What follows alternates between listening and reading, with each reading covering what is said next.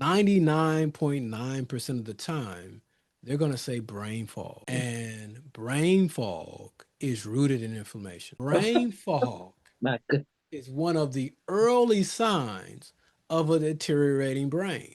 So, brain fog, if it's not addressed, is the early signs or symptoms of leading into dementia, Alzheimer's, and being at a point in life Mm, where we may not be aware who we are or what day it is. That's because the hardware is dealing with this inflammation, and the inflammation is damaging the hardware. So when the brain is sending signals, the transport of signals are not moving efficiently. So that's why it's hard to concentrate. Not only that, it causes mental exhaustion. So it's just like you run. Whenever the body is in a dysfunction, it tends to make up for the dysfunction by working harder. So what the body will do is work harder, create more tissue so it can secrete more thyroid hormone, right? And it seems as though the body cares more about you than you mm, care about your own body, showing that I care more about you than you care about yourself. mm, So when we didn't care about our health,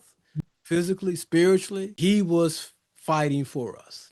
So if anything that I'm saying is resonating with you, then what I would say is let's participate in the mm. fight for life.